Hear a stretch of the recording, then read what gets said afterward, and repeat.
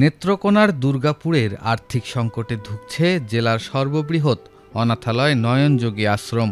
সরকারি ও বেসরকারি অনুদান কমে যাওয়ায় খাদ্য, শিক্ষা, বাসস্থান ও চিকিৎসাসহ মৌলিক চাহিদা পূরণে হিমশিম খাচ্ছে প্রতিষ্ঠানটি।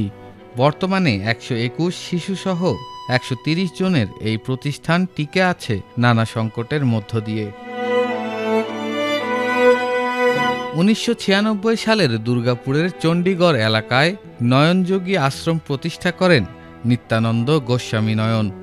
প্রতিষ্ঠার পর সরকারি বেসরকারি অনুদানে ভালোভাবেই চলছিল অনাথালয়টি। তবে ২০২০ সালে প্রতিষ্ঠাতার মৃত্যুর পর থেকেই কমতে থাকে দাতাদের আর্থিক সহায়তা।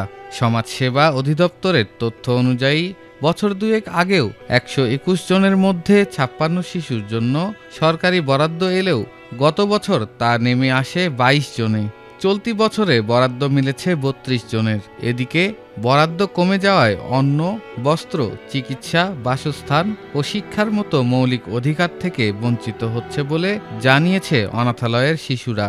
এখানে খাওয়া দাওয়া, পানি, পড়াশোনা এখানে সমস্যা হচ্ছে। আমাদের এখানে খাওয়া দাওয়া একটা সমস্যা, আর পড়াশোনা আগে দাদু থাকার সময় তো এভাবে ছিল না। মানে আগে দাদু থাকার সময় তো সবগুলো ঠিকঠাক ছিল, আর এখন দাদুর মৃত্যু হওয়ার পর থেকে একটু সমস্যা হইতেছে। রুমেও জায়গা হয় না এখন, তো মানে ছোট, তাই কারণে জায়গা হইতেছে না। আগের মতো আমাদের সুখ সুবিধা যেটা ছিল সেটা আমরা পাচ্ছি না। আগে প্রাইভেট যেটা ছিল আমাদের কলম খাতার এবং সেগুলো এখন নেই। আর আরেকটা হচ্ছে আমাদের খাবার দিক দিয়ে অনেক কিছু ঘাটতি হচ্ছে, যেগুলো হচ্ছে আমরা ঠিক মতো টাকা অভাবে এখন আমরা খাবার দাবার সেইভাবে পাচ্ছি না। আগের মতো এখানে প্রাইভেট পড়তে পায় না আমাদের অর্থের সমস্যার কারণে।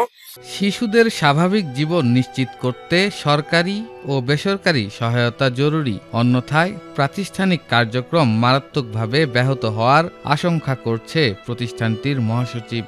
এই অর্থ সংকটে পড়ায় যে আমাদের যে একটা উদ্দেশ্য ছিল এবং কি আমাদের প্রতিষ্ঠাতার যে একটা উদ্দেশ্য ছিল, আমরা এই অর্থের সংকটের কারণে আমরা এই উদ্দেশ্যগুলা সফল করতে পারতাছি না। ওরা যদি আমার গর্ভে ধারণ নাও করি, তারপরে ওরা আমার গর্ভের সন্তান, আমার সন্তানদের নিয়ে যেন আমি সুষ্ঠু সুন্দরভাবে ভালোভাবে চলতে পারি, সবার কাছে আমার এটা অনুরোধ রইল। বরাদ্দ কমে যাওয়ার বিষয়টি স্বীকার করে শিশুদের মৌলিক চাহিদা নিশ্চিত করতে প্রয়োজনীয় পদক্ষেপ নেওয়া হচ্ছে বলে জানিয়েছেন উপজেলা সমাজসেবা কর্মকর্তা মাসুল তালুকদার। ১২১ জন বাচ্চা থাকে এখানে। তো চলতি অর্থ বছরে এটা অনেকবার বলার পরে, লিখিতভাবে লেখার পরে ৩২ জন উন্নীত করেছে। আমরা এটা ৬০ জনের জন্য উন্নীত করার জন্য আবার পুনর্বার প্রস্তাবনা পাঠিয়েছি। আশা করতেছি অতি দ্রুত এই ৬০ জনের প্রস্তাবনা পাবো। তবে এই ঘটনা এখানে শেষ নয়। এখানে আবাসনের তীব্র সংকট, বাচ্চাদের থাকার তেমন কোনো ঘর নাই। ১২০ জন বাচ্চা থাকার জন্য যে অবকাঠামো দরকার তার অর্ধেক অবকাঠামো এখানে নেই। আমরা এই মানব কল্যাণকামী অনাথালয়ের সার্বিক উন্নতির জন্য বিভিন্নভাবে চেষ্টা করে যাচ্ছি। অর্থ সংকটে থমকে যাচ্ছে ১২১ অনাথ শিশুর স্বপ্ন। তাদের মৌলিক অধিকার নিশ্চিত করতে এখনই প্রয়োজন সরকারি উদ্যোগ ও সমাজের মানবিক সহায়তা।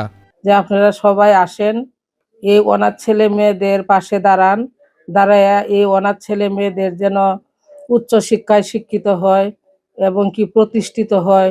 সরকারের উদ্দেশ্য আমরা বলছি যে দয়া করে আমাদের যে এই ক্যাপিটেশন যদি মনে করেন ৫৬ জন ছিল, আমরা ৫৬ জন দিলেও আমরা মোটামুটি ভাবে চলতে পারি আর কি। নেত্রকোনা থেকে সোহেল মিয়ার পাঠানো তথ্য ও চিত্রে ডেস্ক রিপোর্ট, এটিএন বাংলা।